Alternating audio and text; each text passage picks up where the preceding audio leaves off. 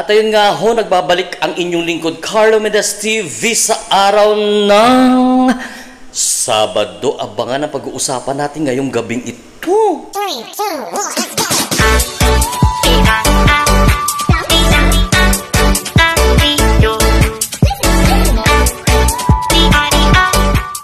At ayun nga ho guys, bago ang ating usapin ngayong gabi, gusto ko lang batiin ng bonggang-bongga ang Team Palaboy ng Happy 5th Mansari. Ayan, sabi kasi ni Tita Susan Vergara sa akin noong nakaraang linggo, pumunta daw ako ng TP House. Kaya lang, nalaman ko ho na nasa Cavite pala yung TP House.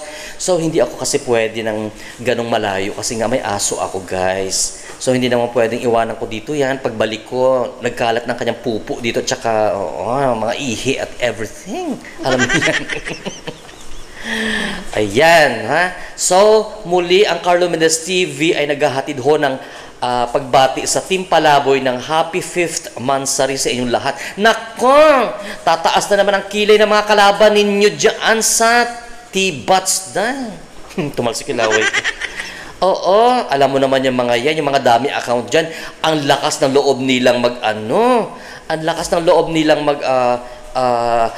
salita kasi nagtatago sila sa kanilang mga kepyas. Ayan, Hindi nila nilalantad ang totoong identity nila, kaya ang tatapang nila dyan sa T-Bats day.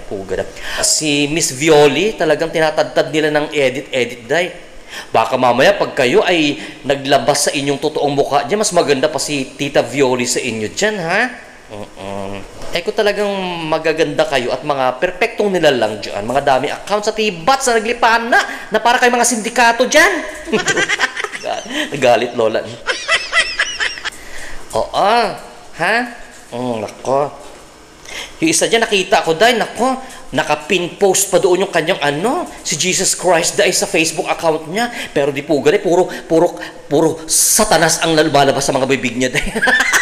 Parang hindi nagtutugma yung kanyang pinapakita sa Facebook account niya doon sa pinopost niya sa T-Bats. Dahil di puga itong, ay nako.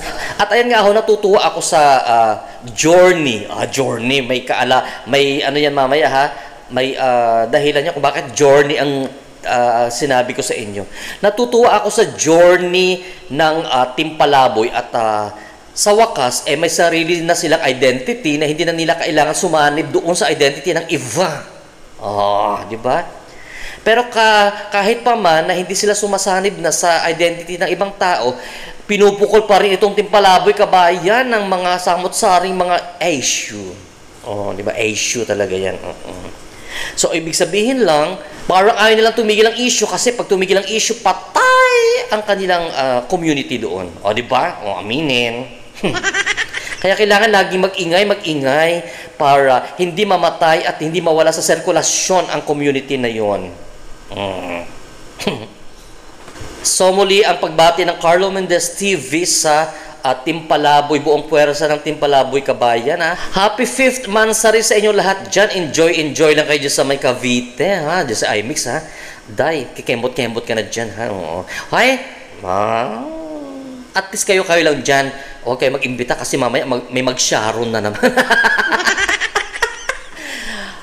Balutin mo ako sa lilim ng iyong pagmamahal. So, ayun nga ho, after ng vlog, itong itsura niya. Charot. Ayun, di pa ako nakaligpit dahil kasi after neto, mag-i-edit muna tayo. So, gumagamit tayo ng laptop ngayon kasi nga, may binabasa tayo dyan sa ating pinag-uusapan about kay Kenchan. Ayan. So, ayan. So, Carlo Mendez TV signing off.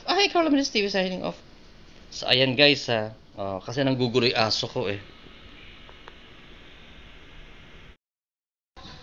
Guys, kagabi, umaga na ako natulog kasi nga, itong cabinet ko na to, di ba nasa kwarto ito? So, nilipat ko kagabi ito dito sa dyan. Tapos yung salamin dyan, eto na ha, abangan nyo. Nilipat ko dito Wait lang, easy lang kayo, relax. Sa taas yung mga tropilo. Dyan na siya. Dyan na siya ngayon. Kasi pag may pera ako, bibili ako ng study table dyan. Tapos yan, ililipat ko doon sa kabila naman. Diyan na siya nala. Ganun. Harapan ako tayo.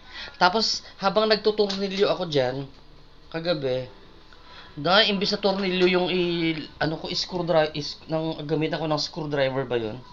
Yung daliri ko, ayan nasog. Kagat yung daliri ko. Ayan, dumugo talaga yan siya. Nag-vled talaga siya, nag-vled.